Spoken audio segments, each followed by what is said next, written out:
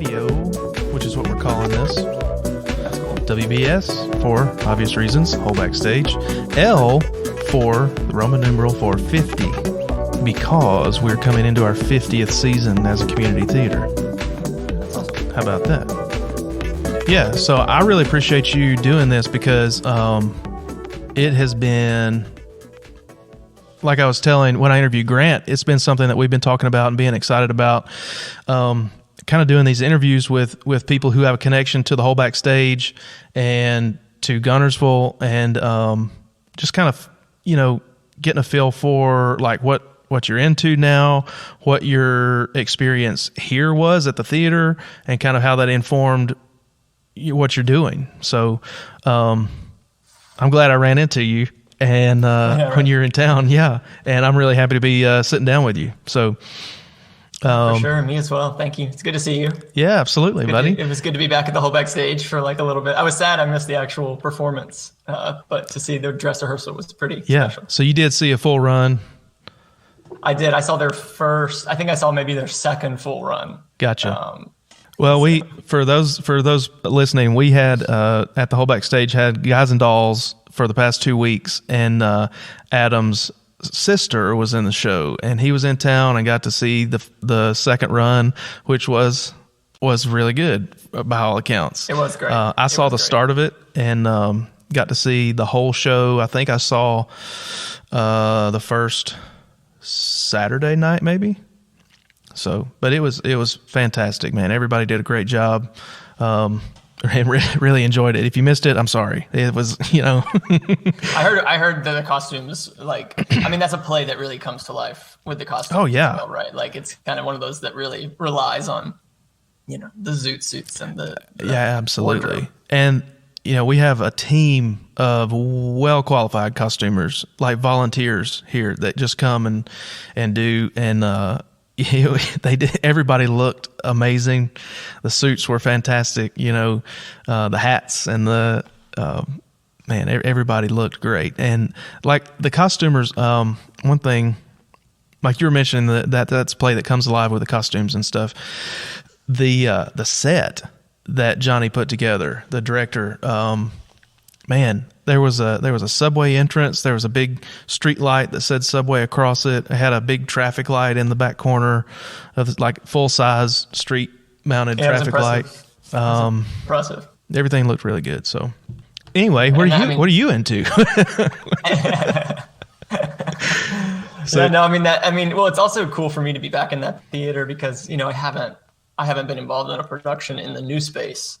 I grew up going there a lot when I was younger. In the old space. So I was kind of taking a tour just around the halls and kind of seeing the backstage, and just the depth of the stage and how many curtain pulls there are, and the wings of the stage are so impressive. So yes, we've got an extensive fly system that's really awesome.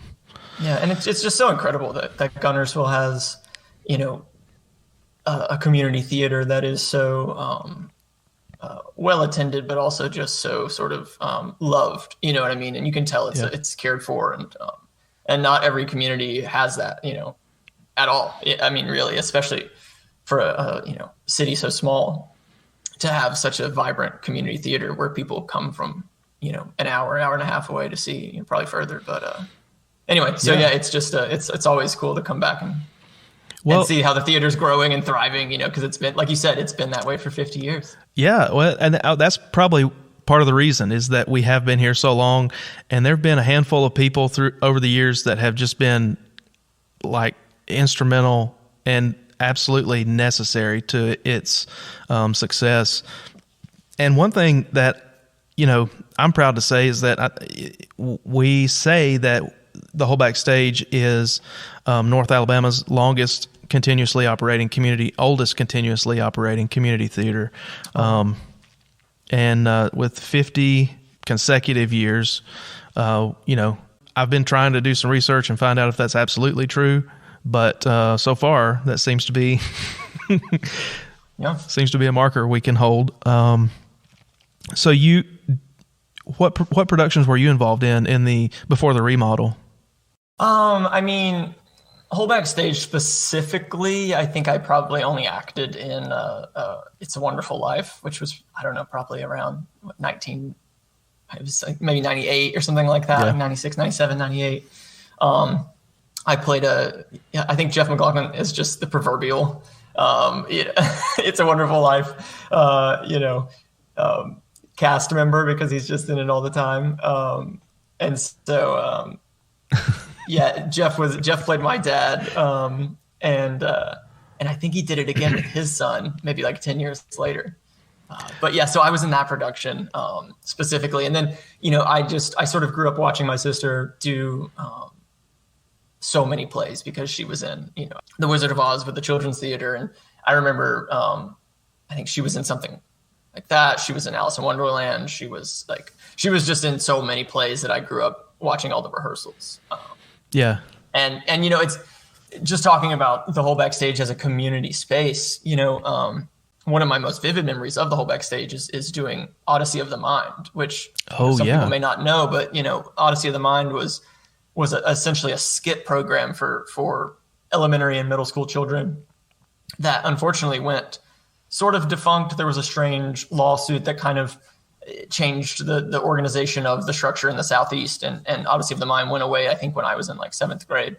But I did it for a few years. My sister did it for a long time, and my mom was typically involved in directing Odyssey of the Mind. So the whole backstage was always so gracious to provide Odyssey of the Mind with rehearsal spaces, because it was run through the school programs, but it was sort of like you had to kind of find independent practice time. So, we would paint backdrops, and we would do rehearsals and build costumes and things like that for OM at the whole backstage. And so I feel like we always had a leg up, because we just had this sort of hive mind of Diane DeBose and like Dot Moore and just like the wrestlers and like everybody that was always there. Like, you could just, they were working on a production and we were kind of working on something on the side, and then they would help us kind of get a leg up, because we kind of came in with this legit, skit, the 7-minute skit, which like looking back was so silly, but that was definitely like one of my first experiences and like exposures to creating like a world and sort of acting in it. So that's great. I mean, that's a very vivid memory of the whole backstage for sure. I didn't know I was involved in OM also, and number one, I missed the fact that it kind of just went away, because I guess our group didn't do it past middle school, and I would have been, I guess, in high school when that happened. And that's great that y'all used the whole backstage. We didn't get to do that when I was involved in it. We did, we used classrooms in the schools, like the middle school or the elementary school or whatever, right, which I thought was really cool, because you got to be in the school like after hours when, nobody's there. That was the spooky thing about being at the whole backstage. I was like 6 years old, being dragged to all these rehearsals, and I would just be running around by myself. And I never saw any ghosts, but I'm pretty sure there were a few ghost sightings back by the vending machines. Well, there are a few stories floating around, which, would be cool to explore at some point. Yeah, you should put on like a proton pack and film an episode of, going around ghost hunting. I'm not going to say I don't already have one. But, my dad attended elementary school at the Rock School. Yeah. And it's funny because you go in that front room there that's kind of like the sort of event space now, and you can just really see how it's just still a classroom. It's got the little bookshelves and everything. And then my mom, Glenda Carboni, was in, at the time, Glenda Kelly, she was in the very first production at the whole backstage. Oh, wow. She was a cast member of Our Town, which was like, if you look on the wall of like the list, it's the very first one. Yeah. Well, we were discussing that recently. I think that was Dot Moore who founded the whole backstage. That was her favorite play. And like, she always wanted to do it. And, it's very fitting that it was the first one then. Yeah, absolutely. Yeah. So, and this will be a whole episode on its own where, we kind of go over the history of the whole backstage. And, so going into our 50th year, it's been 50 years as the whole backstage, but 5 years prior to that, this group existed as the Teen Club, which Dot Moore started. And so before we got into this building and were the whole backstage, it was 5 years of just the Teen Club, who put together just skits and shows and stuff in town. And I've heard people tell stories about that, putting on shows like in a back room of a building in town that like where they just had, maybe a 10 by 10 space or something like that. Just like, I mean, that's just for fun. I mean, when you have nothing but like the corner of a room and you invite some people to come see you do a show. So funny. I mean, yeah, theater is, it's alive and well in Guntersville. It has been for a long time. And I mean, the whole backstage obviously central in that. Yeah. Well, it's that's another reason I started this show was to, make the things and the people that put on and shows and do things in this building available to more people on more platforms. For sure. And so, kind of figuring it out as we go, and it's been a lot of fun.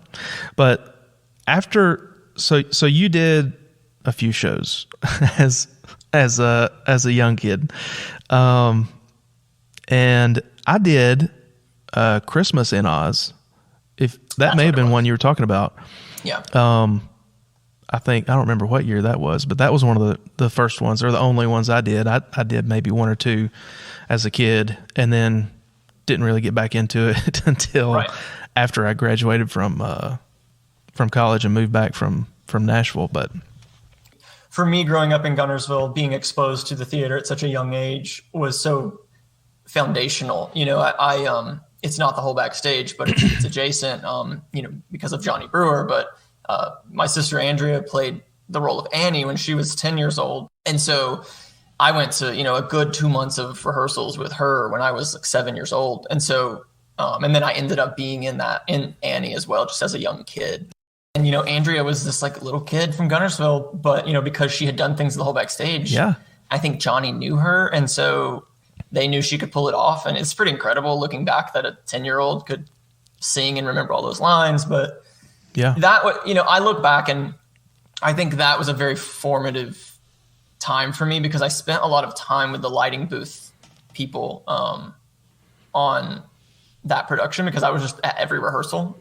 And so between that and then kind of trying my hand at acting and realizing that that's not really where my talents lie, that's when I sort of, the hook got into me. And then I was involved with, high school theater from a lighting perspective. And so that's kind of what laid the foundation for me. So I always look back on my time at the whole backstage and with Johnny Brewer and, there's just the sort of Northeast Alabama community in general as being very foundational to me developing a sort of intense love of like performance lighting and things like that. Hey everybody, I hate to pull you away from our interview with cinematographer Adam Carboni, but I wanted to let you know, in case you stumbled across us by accident, that you are listening to Whole Backstage Live on WBSL Radio, recorded in Alabama's oldest continuously operating community theater. Check the show description for a link to connect to all of our social media. Really, click that link for our entire digital footprint. Follow us for upcoming events and announcements and to learn how you can be part of our mission to provide our community and surrounding areas with a positive outlet for the performing arts. Please make a point to subscribe or follow us so you are kept in the loop when a new episode drops. Just search Whole Backstage Live wherever you get podcasts or visit wholebackstage.com and find the WBS Live podcast page under the Archives tab in the menu. Now, back to the show. So that was kind of where your focus was, whether you were watching a rehearsal or maybe even in a show or watching a show. That's kind of your focus. Kind of went to the technical aspect. For sure. I mean, even when I was acting, it was always the sort of behind the scenes magic. Like why is this sleight of hand? Why is this trickery working? And kind of assessing that. There's my favorite production is Phantom of the Opera. I've seen it. I actually went on a trip with a children's choir that went from Guntersville to New York when I was like 6 or something. And so I saw it then, and then I saw it when I was 12, and I saw it when I was 14. I saw it like 5. I think I've seen it 5 times on Broadway. Wow. And yeah, it's kind of, and so one of my favorite, so my favorite production is Phantom of the Opera. I've seen it multiple times. And one of my favorite moments in that, which speaks to, I think, just the pure magic of theater and the sleight of hand, is when they go down to the dungeon in Phantom of the Opera, right? The Phantom breaks into the masquerade ball, and they exit, the two main characters exit, I think, stage right. And right as they exit, the stage starts to roll up from the bottom, and the stairwell and the dungeon come out of the floor. Well, those same two characters that run off from the masquerade ball immediately enter at the top of the stage. Wow. Right? Yeah. And then start going down the stairs. And they pull that off through body doubles during the masquerade ball.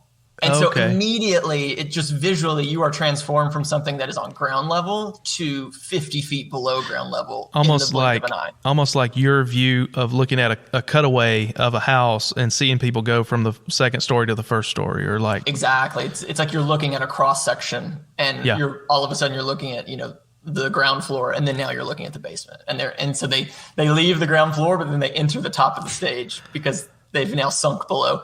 That is, anyway, it's very technical description, but it's that type of like sleight of hand that always attracted me to theater, because there is something that the audience has to sort of suspend their disbelief to go on the journey. But I think when it's done well technically, they buy it. And I think that's the magic of the theater. So for me, that was always what I was attracted to the most, was like, how are we pulling this off? How can we sort of enhance the audience's experience in the theater by doing, whether it's lighting or sound or, some sort of stagecraft movements or stagecraft. Exactly. So. Have they done that now this may be a sidebar, but have they done that transition in that scene in every production that you watched, like the same way? Everyone on Broadway, they've done it like that. I think I might've seen Phantom like when it toured. Does Phantom tour? I don't know. I've seen it. I think I've actually seen it 5 times, and I think they've done it every time they do it like that. Interesting.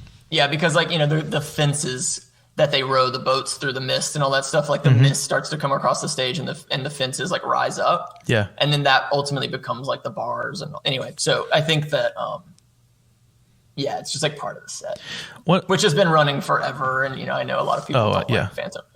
Well, that's what I heard when we went to New York. We were like, so, what shows do we have to see? And somebody said, don't see Phantom. It's, it's whatever. Everybody knows what it is. I was like, I love that show. Why would I not see it? Exactly.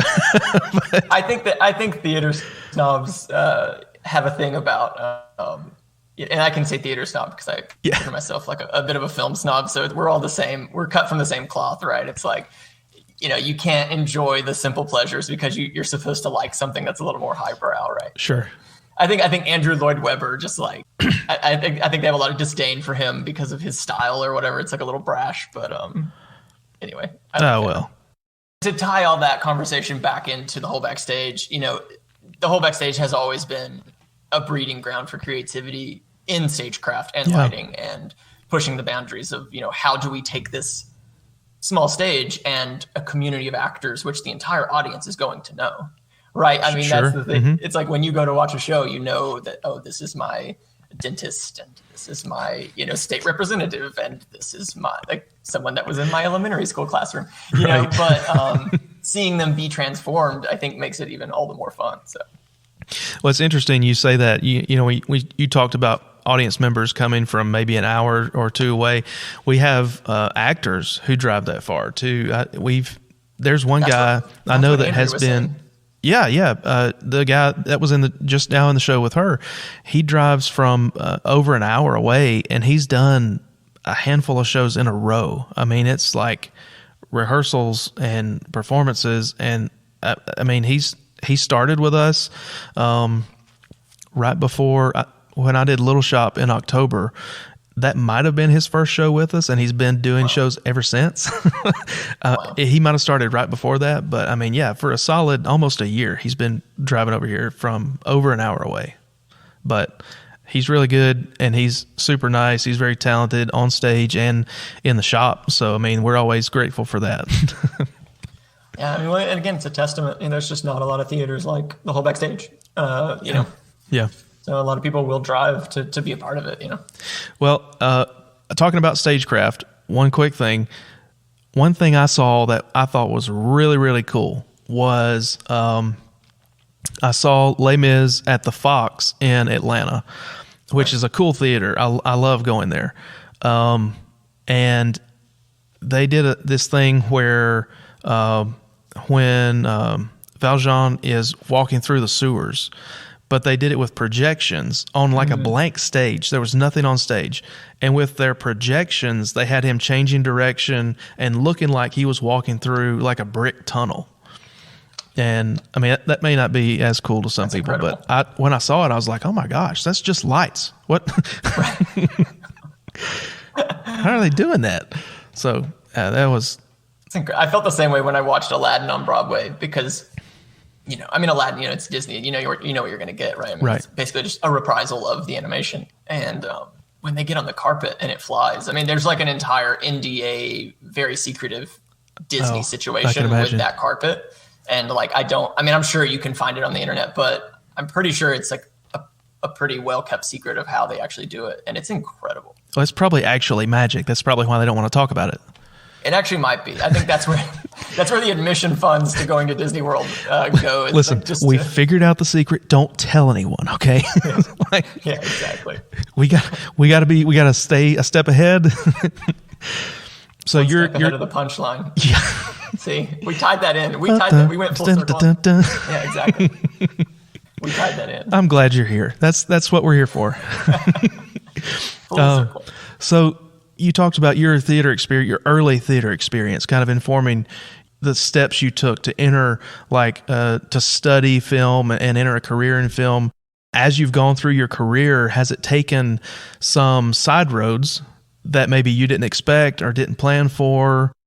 Sure. I mean, the film industry at large is sort of just one big side road because, it's not something like, you go to pharmaceutical school and there's a roadmap, right? You say I will, work as a pharmacist at a pharmacy, and the biggest question mark will be where that pharmacy is, right? Like what community will I grow up in? Where will I raise my kids? Sure. That kind of thing. The film industry it's tricky because, you go to a film school or you just move to a big city that has film production and you start working on set and you kind of just go where the work leads you because it is such a collaborative medium. So, the question of, did my career sort of take any side roads? I think early on, I really wanted to be into movies and I really wanted to direct films and write films, which is kind of what most people go to film school for, right? I'm going to be a writer and director. I'm going to make an independent film and then that will play at a prestigious film festival and then something will happen, right? No, you go to a lot of screenwriting classes in college, but no one ever tells you how you're actually going to make money. And so kind of like everything else.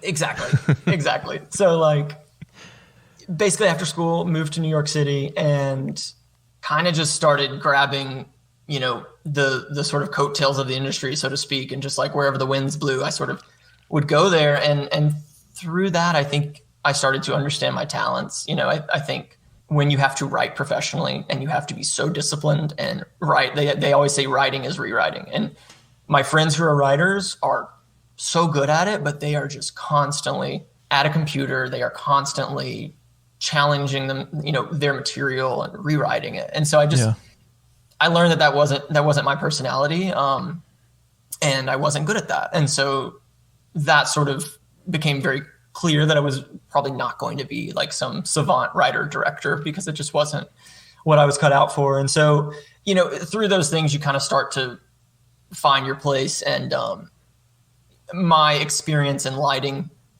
from theater and from and my experience in camera from kind of teaching myself filmmaking in high school until going to film school and being very hands-on and technical at film school, those two things kind of cross paths. And so the most revelatory way forward for me was to become a cinematographer. And so that is where I am right now, is I am primarily a cinematographer. And so the projects that I work on range, it's a very broad range of types of things that I work on. but my role is for about the past decade has pretty consistently just been cinematographer. So that's been a very nice thing to sort of settle into, knowing that is like that has become my stability. You know, it's still a very, is that kind of something more you get hired per job as opposed to driving your own projects or coming up with or working with people on your own? Yeah, you know, someone described recently that being a cinematographer is making images on someone else's terms, and Gotcha. You know, you kind of have to buy into that, because that is the position. It's not always exactly what you would do. It's not always exactly what you want. But the sort of massaging and collaboration and arriving at something together is part of the process. And it has always been that way for film. And so what I do is, you know, I'm an integral piece of the puzzle, but you know, the entire picture of the puzzle is made up by so many people. Sure. And so, you know, yeah, I am usually on sets. I am, you know, the director's right-hand person in terms of capturing and lighting the scenes. But, you know, I work very closely with production designers and set designers and decorators and writers and I guess actors. Cinematography kind of brings you into the whole picture, so to speak, as far as, like you're saying, working with different departments or different aspects of bringing the project together. It does. And that's what I love about it is, you know, I do still direct from time to time. It's something I still enjoy doing. I feel very fortunate because I work consistently as a cinematographer, so I get to meet and experience a lot of directors and see how they do things. That is one thing that I think is actually quite awesome about where I am right now, is that I sort of get to work alongside and see the process of other directors and not necessarily just seeing how I would do things. Yeah. So, you know, it has kind of it's definitely opened my mind in terms of how there are different approaches and there are different backstories and stories that need to be told and things like that. So you have directed though. Did you do more directing for like music videos or car commercials or your own projects, or how has that directing experience kind of, I know you said you appreciated being able to do that. Sure. But maybe like, you know, enjoy being behind the camera a little more. What were those directorial experiences like for you? Yeah. So, you know, directing in film is similar to directing in theater, where everything runs through you. You know, you're not necessarily going to be doing every single thing. Rarely are you doing that, because it's not possible, especially when the projects get so large and the time gets so crunched. But, you know, you are the arbiter of pretty much every decision that happens. And sometimes, you know, that minutia, you either sort of sink or swim within that, right? Because it's every single costume, it's every single performance note, it's every single, you know, camera movement change, it's every, you know, it's dealing with the feedback from studio executives or ad agencies, or, you know, so directing is directing is like 90% being a politician and 10% being an artist, you know, and it's that doesn't mean that directors are not 100% artists, but you have to be good at the other thing, or else it's very difficult to have a career in it. So, and, you know, I'm being a little harsh with the percentages, but it is something that can be very draining on directors, because, you know, it's a lot of people coming at you with a lot of questions. So what I try and do is I try to be there for directors, right? Like, because I know by the time I'm brought onto a project as a cinematographer, that the director has been on that project for sometimes a month, sometimes years. And so they are looking to me to kind of bring a new level of excitement and sort of carry the baton and say, like, okay, we're on the same page now, and I am going to take this burden off of your shoulder. You can trust me. And then I work alongside them to achieve what they're after. But got you. But it kind of then falls on me to sort of carry that torch. So when I direct, sometimes you have to when I do the sort of singular role, it's much more compartmentalized. So when you direct, you have to sort of break open all these different parts of your brain to focus on a lot of different things. So one thing that I really enjoy is working with actors, but I don't get to do it that often in terms of like rehearsals and directing and things like that. Most of the projects that I work on where I'm directing actors will be sort of like short form commercial projects or short films. I was just working on a short film this past week that's going to be on Hulu, and I was working with two incredible actors who are professional Hollywood actors, and you know, just getting to kind of talk to. And I wasn't directing this; I was just filming it, but you know, I'm still very intimate with those actors. You know, I'm at one point I was in the shower filming the actor, and so I'm discussing where his eyes should go to give me that emotion and this and that, and you know, so I typically develop a tight bond with the actors in either role that I'm performing on set, which is something I still have an affinity for, but it's not something I do like on the regular. Yeah. Was that something that is more like you, and I'll be honest, I'm looking up the guy's name right now. The Formula One driver you did a commercial with, the guy that was on Dancing with the Stars. Oh, Dancing with the Stars. Wait, who is this? I forget the guy's name. I'm going to get there. Well, see, I did a commercial with an IndyCar driver named James Hinchcliffe. That's the guy. Yep, that's the guy. Yeah. Well, I was like, gosh. It was weird because I also shot a project with Lewis Hamilton, but it was during COVID, so I didn't get to meet him. Oh, okay. So I assumed you were talking about James Hinchcliffe, but yes, yeah, I was wrong on the. He was on Dancing with the Stars. Yeah. Oh, I didn't know that. Unless I'm wrong about that, but I'm 95% sure that was him, and it was a great season. I think he went to the finale, and he was hilarious. He was such a good dancer, great on camera. I mean, like he's so entertaining. It was a fun season. No shade. Dancing with the Stars is fun. I enjoyed it. It was that was a great season. I can imagine what being in a car with him was like. There's actually a lot of stories from that set that I'll spare you. But James is a really, really nice person. Yeah, I mean, so James Hinchcliffe, the Canadian IndyCar driver, I filmed a Honda commercial with him. That was it was a commercial for their Performance Civic line, which, coming from an IndyCar driver, he actually said was a blast to drive. So yeah. I was sticking my nose up a bit at the fact that we were filming this IndyCar driver in a Civic, but he was like, this thing's pretty cool. Man, he can drive. I rode in the back seat with him around the Mid-Ohio sports track. Yeah. And he tossed me around the back seat quite a bit. I was holding the camera back there, and he was, and we were laughing.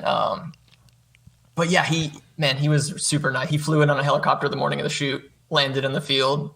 We shook his hand, and then we filmed for 10 hours straight and didn't stop driving. We filmed him from a pursuit vehicle. We filmed him, from a drone inside a car, another car.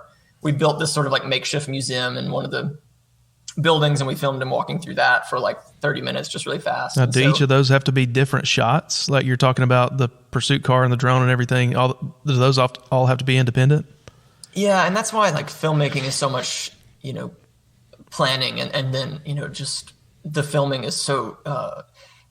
That's why the film industry is so intense, because it is so like a filming day is very expensive. And so all the resources in the prep phase go toward just making the most of that day. And in the case with celebrities, I've filmed a lot with celebrities, and their deals typically give the advertisers so many hours of their time per year. So for instance, they might say, okay, you have James for 40 hours based on his contract. So divide that however you want. If you guys want to film one thing with him for 40 hours, great. If you want to film 4 commercials that take 10 hours each, great. Like however you want to do it. So on that one in particular, like we'll fly in a week before, and we'll kind of start prepping everything. And then like different vendors will come in, like the drone operators and the camera car operators and stuff like that. And so then by the time James gets there, we've got the 2 matching cars ready. We have a stunt driver who's going to drive for just different shots, and he's driving for different shots. And that was going to be one of my questions. How many cars did you go through? Or we had two cars. One was the hero color white, and the other one they wrapped in vinyl to make it white because there were only so many pre-production models of the car available, and the stunt driver actually crashed. Oh no! He actually crashed. I think he crashed the hero one. So James is driving like the wrapped car. I think in the last like few shots of what we filmed, and it just shows how sort of it was a testament to what a professional James was, because he drove that whole day and had zero drama on the track, and he was pushing it. Like I asked him at one point, I said, how fast are we taking these turns? And he was like, oh, we're going through this one at like 50. And I was like, and then I thought, wow, this is a 90-degree turn. Yeah, they're not gradual turns. And I said, how fast do you normally go? And he's like, I'm usually going about 3 times as fast. Oh gosh. But in the interest of telling like one fun anecdote, I asked James, I said, what's the craziest thing about driving IndyCar? And he said to me, he thought about it for a second. He was like, well, let me think.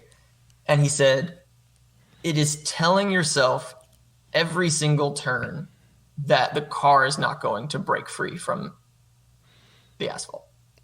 Yeah, even like, you have to condition your brain all the time to commit to these turns, because everything in every ounce of your body is telling you when you turn this wheel, this car is going to spin. Yeah. But he said they are just engineered so perfectly that they're not. And so, he said it's just getting over that hump, because you have to do it 10 times a lap for 150 laps. And wow. Never stops, so.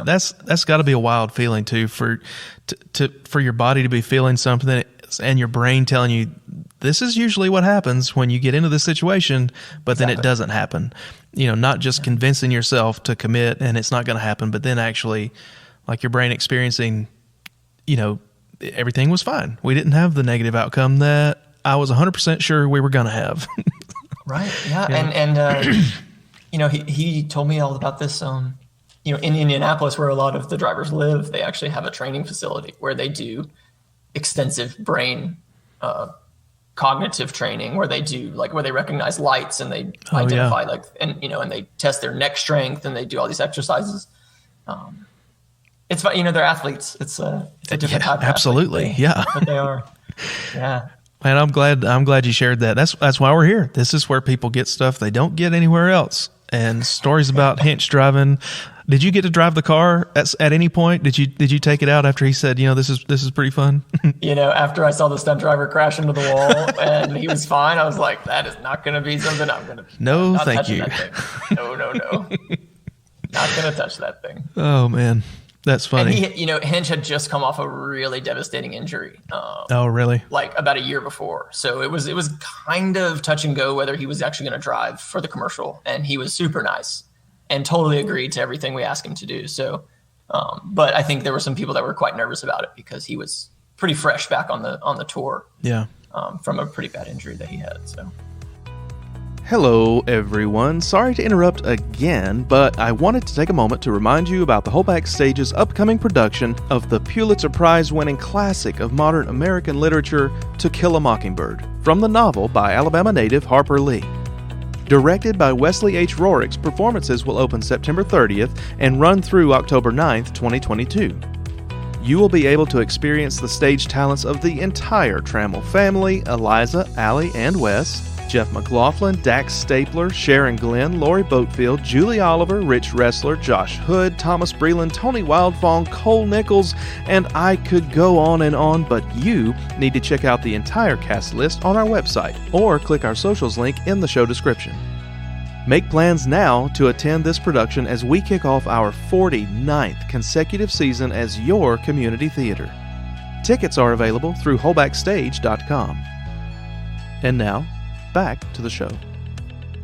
That sounds like an incredible experience, and that's just one out of, I'm sure many over your career that's like, I get to do this.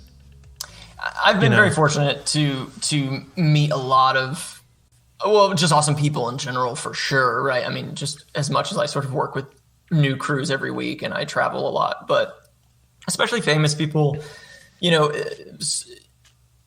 they get a bad rap, but a lot of them are quite nice. I've had some negative experiences typically it's just pressure and them not wanting to be there. I can imagine, for whatever reason. But so often, 90% of the time, these sort of celebrities that I work with are quite nice. And I remember one of the first shoots I did in New York with a celebrity was with Eli Manning. And, it's like, you just kind of have to judge when it's okay to talk about. You have to judge when it's okay to approach these types of athletes or celebrities, right? And oftentimes I will just shake a hand, say, here's your mark. I need you to look at the camera like this. I'm going to come around you like this, and I'm going to catch your eye. And you kind of learn who's technical and who's not, and who wants to be talked to and talked through and this kind of stuff. But Eli was one of those that was just really nice. And I just remember, like, we're just wanting to talk to him about the sort of Auburn Ole Miss situation. And like, I just felt like being in New York City, I had to tell him I was from an SEC place just so that I could have some connection, because we're neighbors. Yeah. Pro tip: when you move to New York City, nobody cares about college football. And it's like the most crushing thing for someone from Alabama. And so when you meet someone who knows anything about college football, that's all you want to talk about. Right. Because you're kind of just like starved for the conversation. So I was basically that nerd with Eli Manning, but he totally nerded out with me, and we got to talk for like 5 minutes. So it was cool. That's funny. I heard recently an interview with Brad Paisley where he was talking about Peyton Manning, and he was saying, how just funny he is. And I can imagine all those brothers are that way. But like Brad Paisley told one story about, he was walking through his field at his house and got a FaceTime call from Peyton. And it was, it may not have been FaceTime. It may have been Zoom, or he texted him and said, "Hey, get on this Zoom right now." And so Brad Paisley jumped in there and he said, and Peyton was like, "Hey, everybody, Brad's here." So they were just like roulette texting their friends, asking them to join this Zoom meeting, and they were just hanging out. Of course.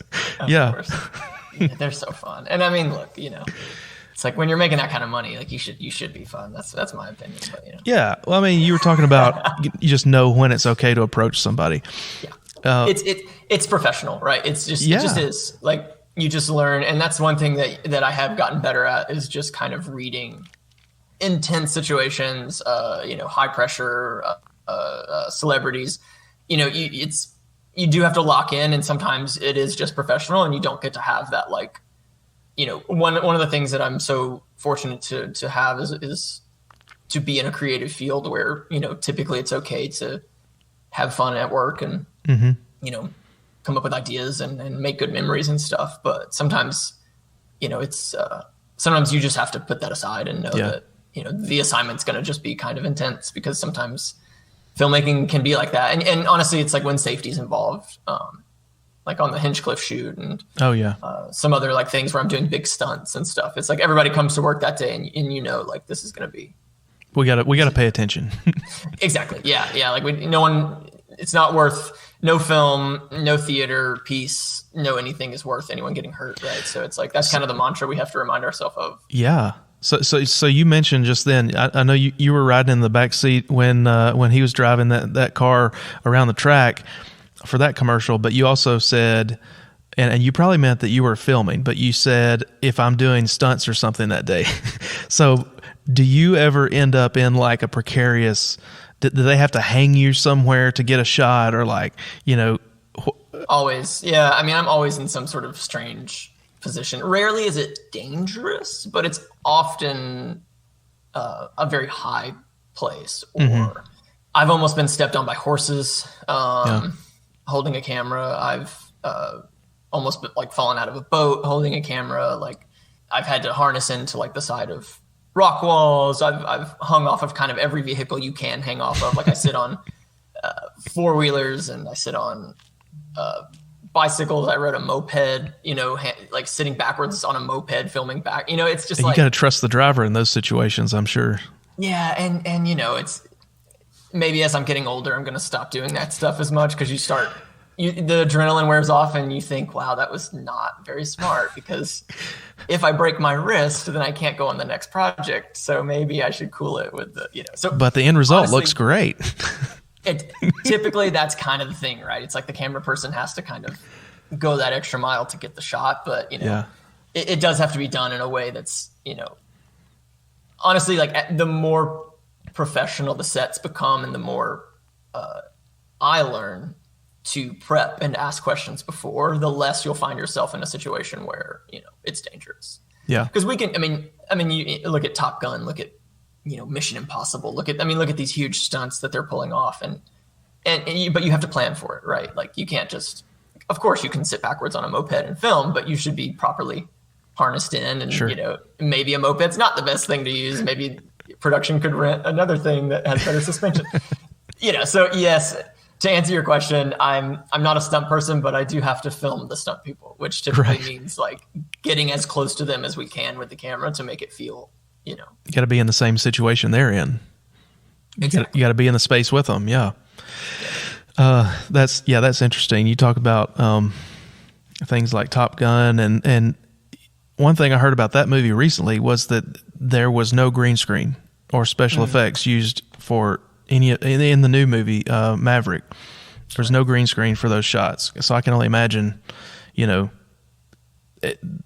were actually in jets flying around. Yeah. So It's pretty incredible. Yeah, they I know for that project they used Sony Venice cameras that have a detachable lens mount, so it basically becomes the size of like a small sort of DSLR camera that you might use like for wedding photography or something. And so that is a very large, capable cinema camera that has a fiber optic sort of a fiber optic cable that can connect the lens block. So I think at times they had 6 of those cameras sandwiched in the cockpit on every flight. Wow. To get the most out of the flights, because the flights were pretty expensive. Yeah, I can imagine. So that setup would be like you have the actual camera body. I don't know what you technically call it, but like you have it tucked away somewhere, but then you can mount the lens where you can get the shot without having that extra, I guess, taking up space. Yeah, so extra hardware. It takes a lot of computing power and cooling power and things like that to run such a robust, capable cinema camera. And so these cameras are, sometimes 50, 60 pounds. They're about 24 inches long. And so to get that into a cockpit can cause, it just isn't physically possible. There's not much space to start with. Exactly. Yeah. So these cameras kind of made that possible. And I use these cameras a lot on projects where like we're putting cameras in a car, or sometimes I use them handheld. So I'll actually have someone else wear the 30-pound body on their back. Mm-hmm. And we'll put like the transmitters and the batteries and monitors and things like that just on someone's physical backpack, like a hiking backpack. And then I'm just tethered to them with like a 20-foot wrapped cable. And then I'm basically just holding something that's like, 10 to 15 pounds as opposed to 55 or something. That's awesome. Which just opens up a lot of different ways of filming. So yeah, I can imagine. It gives you much more mobility or agility trying to get certain angles or whatever. I didn't know that existed. So you're actually, the cable actually runs from, I guess, the lens that you're holding, and then connects to the big pack that somebody else can handle. Exactly. Yeah. So they basically just separate the imaging device from the recording device. Yeah. Wow. So you just have a sensor block basically that's attached to a lens. Which, again, like I can talk for days about technical stuff because it's just part of my job. It's like, there's so many new things that the past decade has just been a barrage of technological advancements. Obviously with the way that we're filming certain scenes now inside of volume spaces like they do on the Mandalorian project, or the way that we're, using, smaller cameras for certain things, or lights have become a whole industry in and of themselves.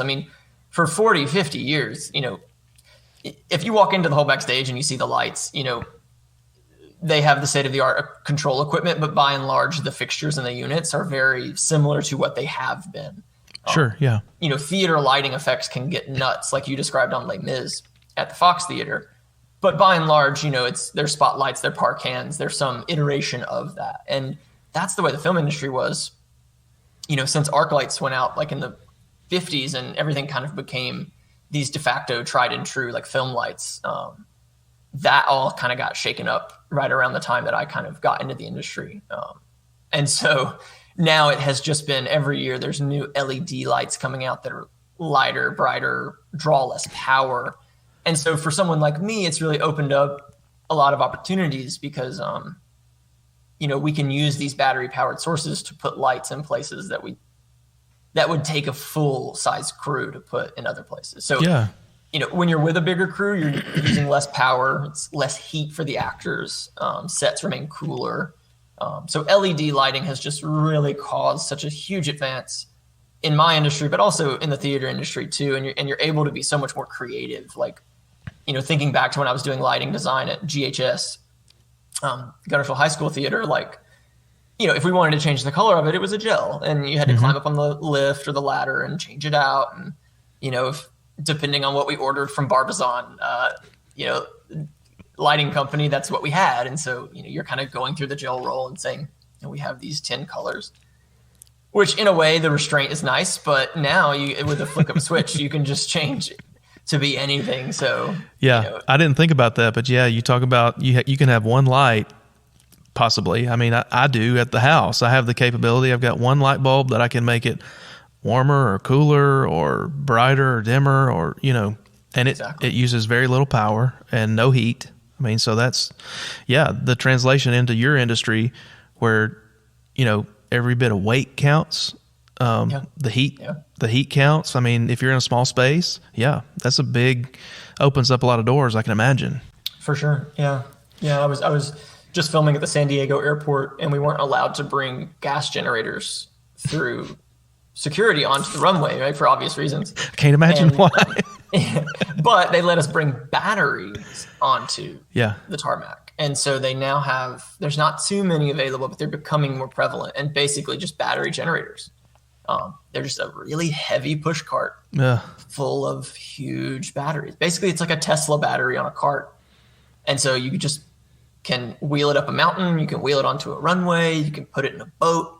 Wow. And there's no fumes. There's no needing to take a gas can and refill it. So things like that have just come out in the past 2 years, which are really changing the way that we can think about things from a lighting perspective, because the possibility to get those units in certain places, in remote places, has become possible because of battery technology, which is cool. Yeah.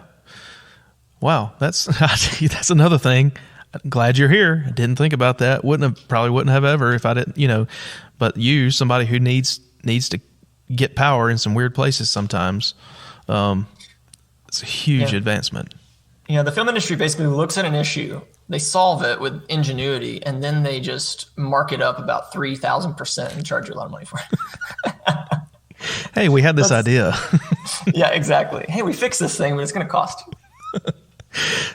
So what has been maybe your favorite project that you've worked on, or most challenging, whichever one comes to mind? I saw you write that question down, and I was like, I can never answer this, because I can only assume it's like if you ask Johnny Brewer what his favorite play he's ever done is. It's just, you carry memories from each project that you do. Sometimes the project is worth it because of who you worked with. Sometimes the project's worth it because of how it came out. Sometimes the project's not worth it at all. Sometimes the project just becomes something different because of challenges that you weren't expecting, right? Because we're filming in the elements, we're filming, with so many logistics, with so many personalities, egos, stuff like that. So we have high hopes for everything that we go into, and sometimes it doesn't pan out, and then sometimes you're just so pleasantly surprised. Yeah. A lot of the projects I work on are kind of like 10 days in length. Sometimes they're shorter, sometimes they're much longer. I just did a feature film last summer that was 3 weeks filming and a week of prep, and then we've done 2 more weeks since then. So, all in all, that's going to be about 2 months of like straight time commitment on that project. The projects are so different that I work on that it's hard to like kind of compare them. I've traveled a lot for work, which is kind of my favorite part about what I've been able to do, is just to go to a lot of different places in the world and not only just travel as a tourist, but actually to work with people from different cultures. Mm-hmm. That has really been a blessing, because it's really eye-opening when you have to spend 14 hours on a movie set with someone who might not speak your language or was raised completely differently than you or has a different, viewpoint of the world or religion or whatever it might be, right? These differences that a lot of times when you just visit a place, you're not necessarily exposed to. But when you're trying to achieve something together and you're working for something, the sort of surface level interaction kind of goes away, and you're actually having to view each other as professionals and as humans. And it's typically that relationship that really, it really is binding. I mean, it's a very sort of intense relationship that you can develop with people around the world when you're working with them like this. And so that is my favorite thing. I don't know if I have a favorite project, but that's honestly like my favorite thing about what I get to do is go and spend 2 weeks to a month in a country that I've never been to and kind of get to meet those kind of people. And then you leave with friends that, you never would have thought you would know. Yeah. I know we experience that here on a small scale at the Holdback Stage. Every time a new cast comes together to put on a show, you leave with renewed friendships, new friendships, and by the end of it, everyone feels like it's a family environment. It's even if you didn't know that person when you started, you're family now. So for sure. And these are short-term projects too. I guess maybe 3 months start to finish from auditions to the show, maybe. So, I guess kind of a similar parallel there, just with a short-term project. Group comes together, we have to pull this off, and it's and that's kind of why I mentioned earlier that directing is a lot like being, it's just a lot of politics. It's a lot of, because it is, you're managing personalities, right? Not every person you cast is going to be the person that stays late for rehearsal. They're not going to be the person that shows up on time. They may not be the person that wants your notes or your feedback, or, they may turn it on the night before the show. And you're nervous the entire time that you've cast the wrong person, that, you know what I mean? And then all of a sudden there they are, and there's that spark, and there's that, you see that reason why you cast them. And so, when I'm directing a film project, you're just constantly questioning yourself up until the time that you get the footage. And I've learned to not even be happy then. Like I have very tempered expectations, Yeah. It is exciting. It's exciting to pull off a complicated shot when we have cranes and we have equipment and actors and we're doing a dance number or something. It's really exciting to get it. And I do love it, but I really try to, until I see the footage and it's in focus and it's exposed and it looks decent, that's when I'm like, okay, good. Like the camera's not reflecting in his glasses. Okay, thank God. Right. But somebody's gonna, somebody watching it 10, 15 years down the road is gonna say, hey, there's a reflection in that doorknob right there. Where'd that all come that from? Stuff has really been exacerbated by YouTube and the sort of like gotcha culture of like, oh, this was different in the shot than that shot. So now we're constantly like very cognizant of like continuity. Oh, sure. Like that from shot to shot, because people love to kind of pick that stuff apart in the YouTube comments. Yeah. Does it matter? Like if a project, in your view, if you worked on something and then maybe it doesn't go all the way through, it doesn't reach fruition, like it's not being seen, but we had, it was a project at the time, but then they killed it. Like, sure. To you, is it fulfilling that you accomplished it regardless of whether people see it? Yeah, that is it's a great question, because and you really hit on something that like I do struggle with, which is, you get your hopes up when you get chosen for a project, right? Mm-hmm. Because, I'm not just like floating around picking and choosing what I want to work on. Like every time I get to do a project, it's because I put a reel together that was assembled and pitched. And then I typically have to do interviews with directors or producers, and they, then sometimes it's another round, and and sometimes it's the silliest things that mean I don't get the job. And sometimes it's the silly things that get me the job. Every project is sort of in question from the beginning. So I have learned to temper my expectations of the project, because you never know. Like I've learned to try and take a lot more fulfillment from the process and just try to like be present in the sort of creating of the thing, which is a lot of times very difficult to do because my job is very sort of high stress on set because I like am the head of a department and a lot of things flow through me that I have to constantly kind of be turned on about. And so sometimes I don't get to like really switch off and like appreciate the moment that I'm in until it's over. So, I've really been trying to kind of assess like each morning at breakfast, like make sure I'm talking to people on set, like make sure I'm like actually stepping away for lunch, because it's very difficult. It's very easy to get sucked into that, like, just production vortex where you just never stop. And then you look up and it's over. And then the only value you kind of are walking away with is like the finished product. And I've learned that the finished product is very, you can never count on it. You really can't. I've had some massive budget projects be killed, which were just heartbreaking because they were really going to be something that I felt like was going to push me to the next level of whatever it might be. And I shot this.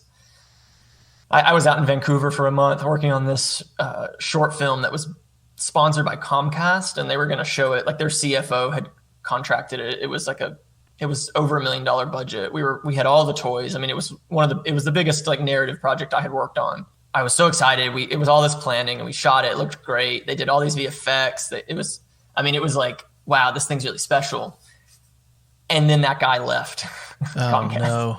And so it was something as petty as, the guy that contracted this film actually just left. So we're canning it.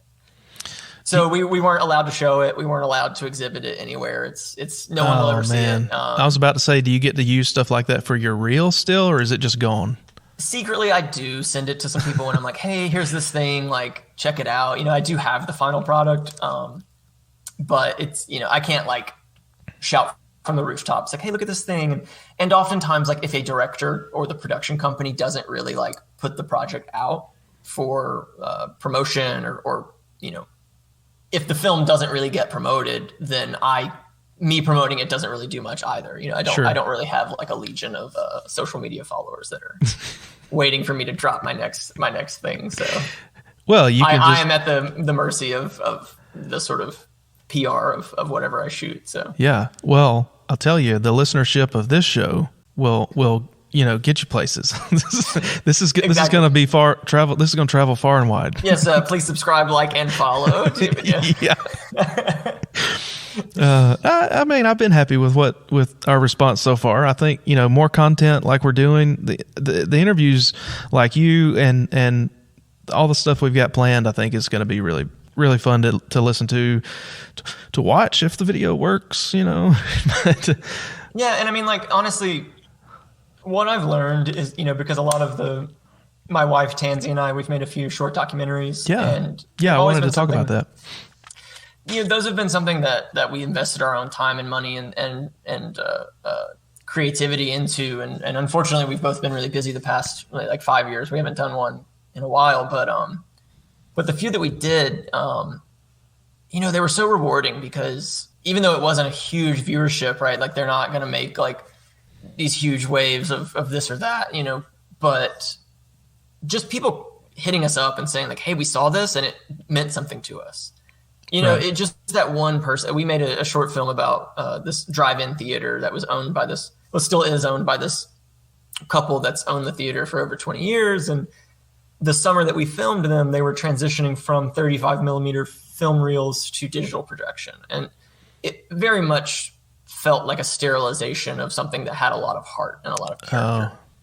And so I had the idea to film a drive-in theater because it was something that I was nostalgic about and wanted to capture before they were all gone. So we got really fortunate that we found this place called the Highway Drive-In. It's about 3 hours north of New York City. So we spent a whole summer just driving up there every weekend and filming with this couple and getting to know them. And, we got a lot of responses from people in Europe who said, oh my God, like I enjoyed your film so much because I've never been to America and we don't have drive-in theaters here, but like I really want to go and I'm going to try to come to America and like go to this drive-in, so it's not so much like how many people see the thing that we work on. It's just, knowing that you kind of made something creative that touched somebody or gave them an emotion is right. It makes it worth it. How many of your own short projects have you done? Are they like documentary style or narrative or? Yeah, and that's when I direct. I typically get hired to direct things that have a documentary slant.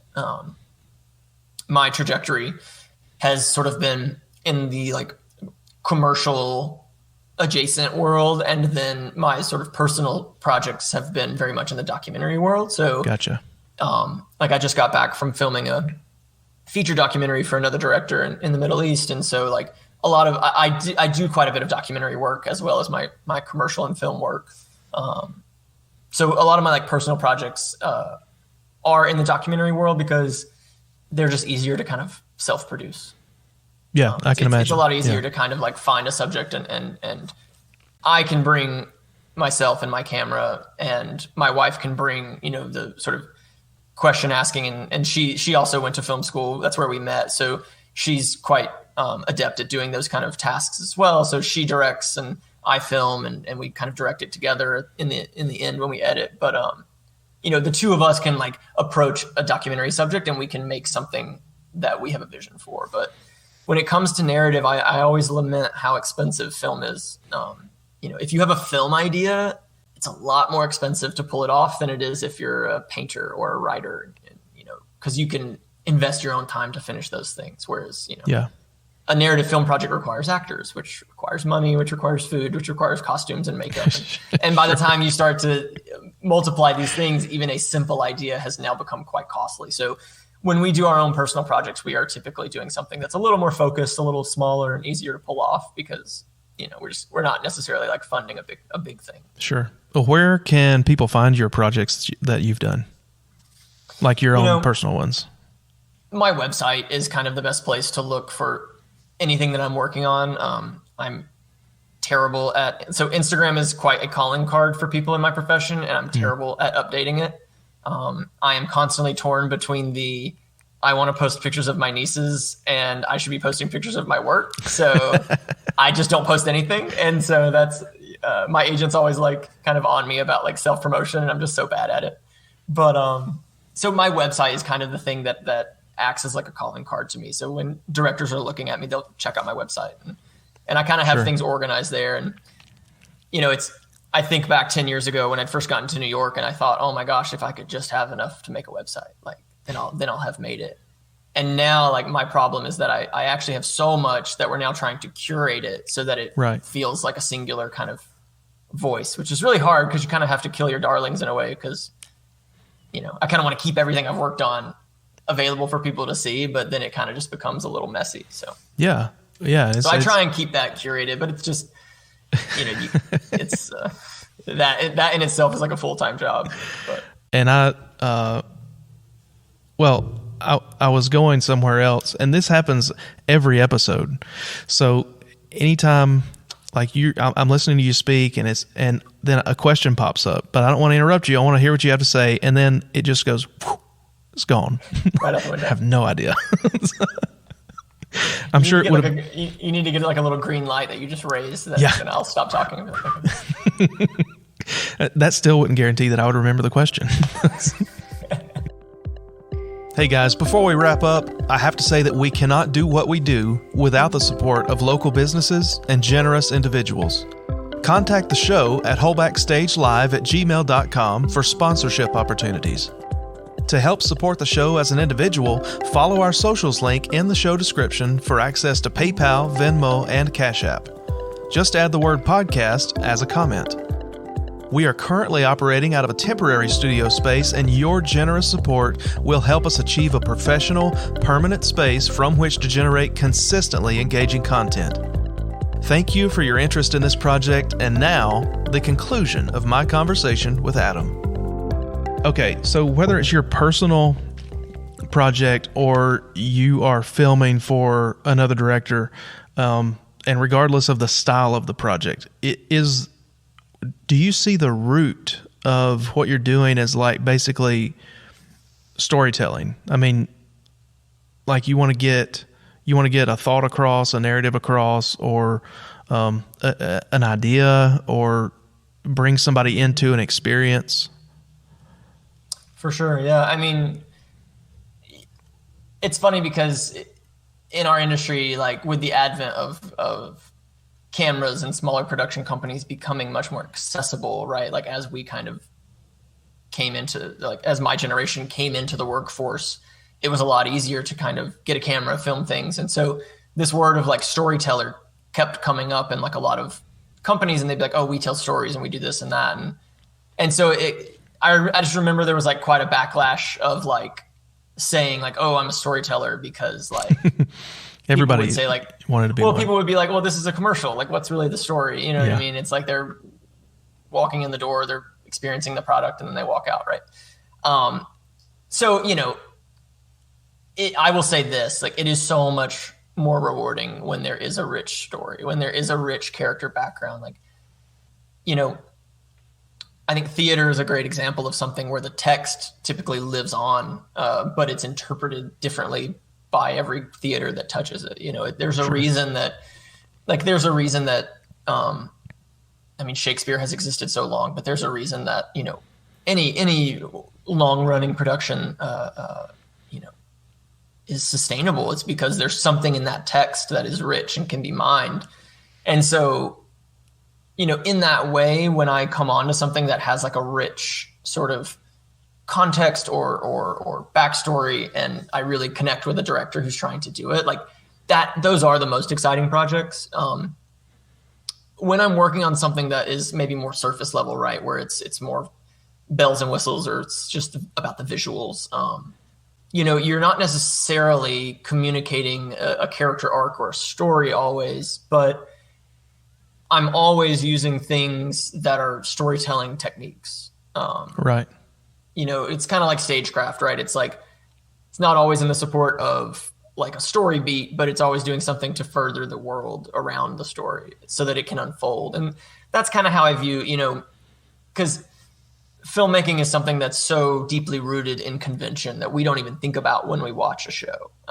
You know, just something that I'm constantly dealing with is eye lines, right? Like, where am I looking off camera? Like in this interview right now, if I start staring at the corner of my laptop, you're going to eventually start to feel like I'm not looking at you and like I'm reading some kind of notification. And it's the same with cameras. You know, it's the same of if they look slightly here, slightly there. Like, I'm always throwing tennis balls all over the set, trying to find places for people to look. It's like, you know, and so that is just a small example of how like that is a storytelling convention that we subconsciously know, right? When an actor is looking this way, and then we cut to the other actor looking this way, we just accept that those two people are looking at each other. Right.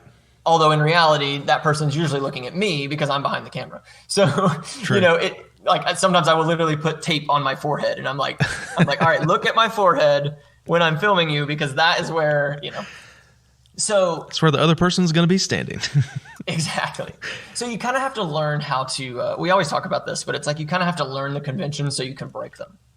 Right. It's like, yeah. And that's kind of the foundation. And I feel like, you know, to assume that at 32 years old, I've already learned all the conventions is silly, you know, and so I still have so much more to learn. And you know, and when I do learn new things, I try and take those on to the next project. And so, you know, you are using storytelling conventions, even if the story is not always there, you know.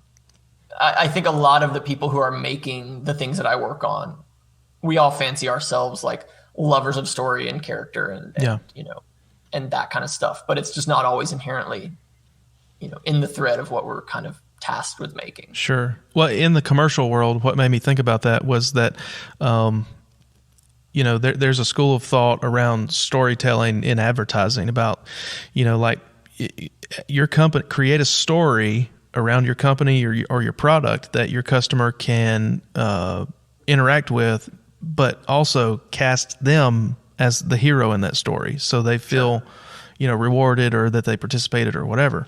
So I didn't know how deep that went in so far as just like creating products to bring people into the company's world, or like, you know, or is it just like we need to get this product on film and get it out so we can sell some stuff, you know, like. Yeah, well, and that's kind of where like the role of the ad agency comes in, right? Like that's a little bit like John Hamm and Mad Men. And so, you know, it's like that world is not necessarily a world that I'm like inherently interested in, because it's so driven by like I work in commercials. I do a lot of commercials. I think they're an incredible way to learn, and I get access to a lot of great equipment, and I meet incredible people. But at the root of it, like the sort of minutia of target demographics and things like that they're just, it's just like that's not my career path, because it's something that is, it's an entirely different skill. And honestly, it's more of, market research meets targeted storytelling for sure.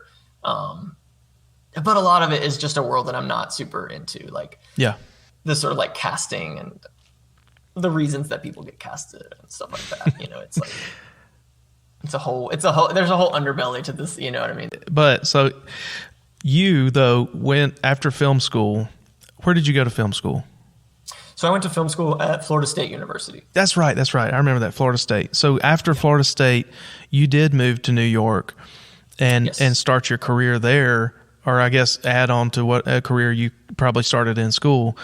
So in the film industry, or I guess the entertainment industry, as far as your experience goes, with technology that we have now, is it possible for someone to get involved in that industry from anywhere, or are there just more, in your face opportunities in cities like a New York or an LA or whatever? What are your feelings on people being involved or getting involved? I know, like entry level into the film industry from anywhere in the country or anywhere in the world for that matter. Yeah, I mean, it's a good question. Like, people always ask me, do you think that I should go to film school? Or do you think I should just start working on set? And, as someone who had a good film school experience, and I feel like I grew a lot personally at film school, I think I worked really well in a school environment. And I think if I had just moved to New York and tried to be like diving into the professional world, I don't think it would have been good for me personally. Like, I don't even know if maybe I would have ended up in the same place professionally, but I think just as a person, I think I was able to do a lot more growth, like actually going into like a school with like a lot of other kids who were interested in similar things. And, because growing up in Guntersville, I was kind of the kid that was interested in film and video, and, and luckily Val Jones at the high school fostered that within me and allowed me to do projects on film as opposed to like painting or drawing or traditional 2D art, because not only did she recognize that I was a terrible drawer and painter, but she did see that I was quite interested in telling stories and making little films and stuff like that. So she really fostered that. And then her and Cindy Gray at the middle school, they allowed me to teach the middle school class for film like my senior year. So the combination of Miss Jones allowing me to kind of dive into that and then further that through teaching when I was a senior. And then ultimately I went to Auburn for a year and I did like a lot of radio, television, film classes. And then I transferred to Florida State's film program. So all those kind of steps, like I just got deeper and deeper into something that I had limited exposure to when I was like 16. Right. So I think it definitely took me growing up through film school to like get to a sort of maturity level where I was ready to then go work in New York, just personally and professionally. So from my personal experience, sure, it worked out for me. I think now it's a whole different ball game, right? I mean, that was 12 years ago. Now there's way more access to cameras. There's way more access to digital platforms to get your stuff out there. Traditional advertising models have been turned on their head. Storytelling models. I mean, I was talking to a film school professor recently, and they were saying, we should have taught series writing, not just screenwriting, because now we're writing. My wife and I just finished watching Ozark, and that's a 5-season arc. I mean, that's 50 hours of content. I mean, think of your favorite movie growing up. That movie's probably not longer than 2.5 hours, probably just 2 hours. Now we get, we binge watch through 50 hours of, Ozark like it's nothing. We want more. We wish there's going to be a spinoff. So, writing for that, producing for that, all that is very different. So there is definitely not one way to break into the industry. I will say now more than ever, you can do what I do anywhere. It's just a level of project that will differ, if that makes sense. So basically, like, I think it's important for anyone thinking about going into film, just to think, you don't have to know, but I think it's important to identify what are you ultimately interested in being in. If it's network television, where you're going to be working 14 hours a day from Monday through Friday, and on Friday you do an overnight. So then you're waking up Saturday morning at 1 p.m. and you get half of Saturday and Sunday, and you go back to work, right? That is a very consistent type of employment, and it only really exists in New York, LA, and Atlanta. Mm-hmm. A show will shoot in another place, but typically they're crewing up from one of the 3 bigger places. So that is one career path. And Atlanta is new on that list, right? Atlanta's new on that list since about the last 10 years. Yeah. Okay. I remember when I was in high school in Guntersville, I was thinking that I might move back to New Orleans. There was something really that just interested me about doing film in New Orleans and being part of like the Southern film community. And when Katrina hit, it really turned New Orleans on its head, and their film industry really fled to Atlanta. So I didn't know that. The roots of Atlanta really are a result of 2 things. 3 things. Katrina knocking New Orleans out, which was poised to be the South's Hollywood. 2, the states around Georgia not really having their act together in film incentives. Alabama, I'm looking at you. True. There's a reason that they shot Forrest Gump in Georgia, and said it was Alabama. And Georgia was good on that. And then 3 was the Florida film scene really lost a lot of incentives, and Georgia really doubled down on their film incentives, which is huge because when you have tax incentives, your money goes a lot longer. So people in Hollywood who are trying to produce something, can eye Georgia as a place where their money's going to go further. So Those 3 things really created Atlanta. And then Pinewood Studios from London came in and said, we're going to build here.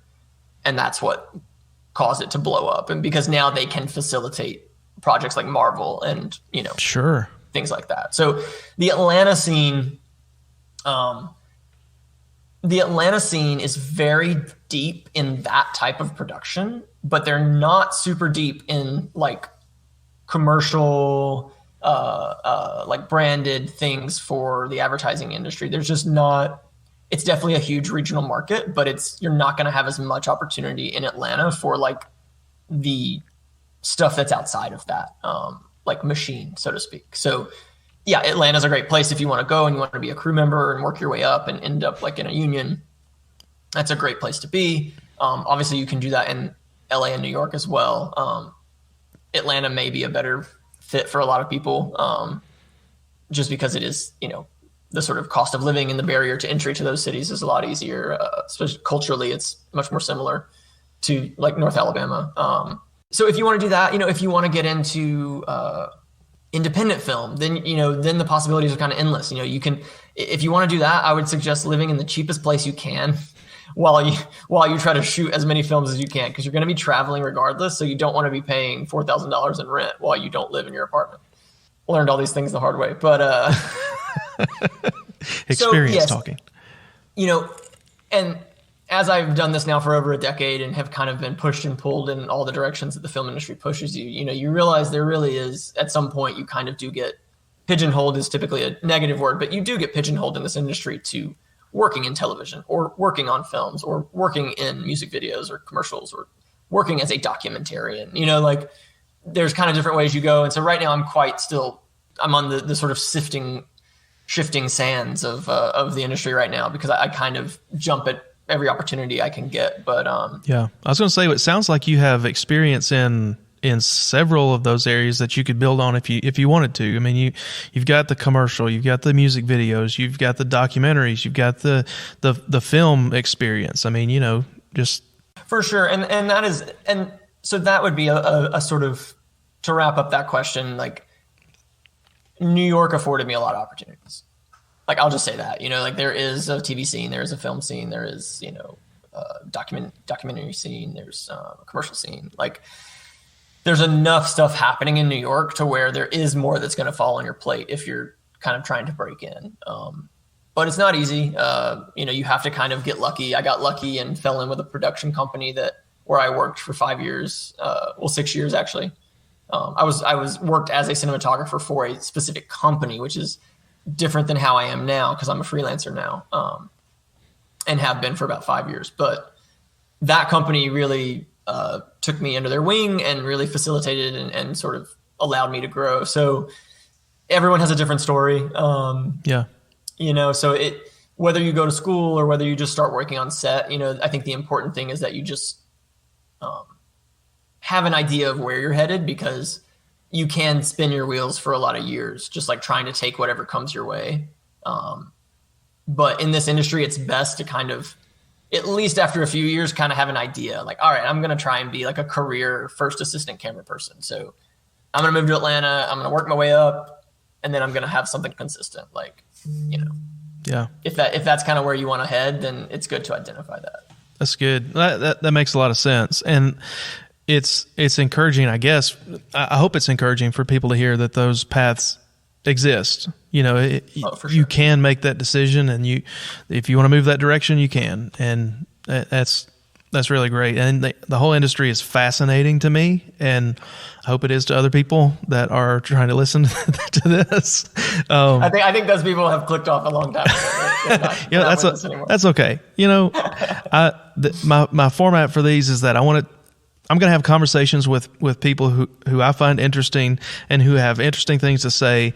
And if you don't want to hear part of it, fast forward. Sure, yeah. But Adam, I've taken up enough of your time. Really, we've talked for a long time, and I really appreciate everything. I appreciate your time. Appreciate your willingness to share. And thank you. Yeah, it's been fascinating to me to hear everything about the industry, about your career. And we're really proud to have you as a guest, and hopefully we'll get to talk again soon sometime. Thank you so much for doing this. Keeping the sort of lore and the history of the whole backstage alive, I think, is really important. And I'm not blowing smoke when I say that. If not for the local theater that I was exposed to in Guntersville, I really wouldn't be doing what I'm doing now, because it really laid the groundwork for me to, be interested in performances and stagecraft and lighting and stuff, which, directly led me to where I am today. So, it's definitely something that's near and dear to my heart is, keeping theater alive. And I think that you guys are doing a beautiful job. Yeah. Well, we really appreciate it, man. And look forward to seeing, your future projects and keep us in the loop, and just excited to see what comes, man. Hopefully I'll see you when I'm in town again. Yeah, man. Holler at me. We get together. I will. We may do an in-person, like a little short, this is where we're at now. Yeah. Appreciate your time, buddy. Thanks, man. We'll holler at you later. Thanks, then. See ya.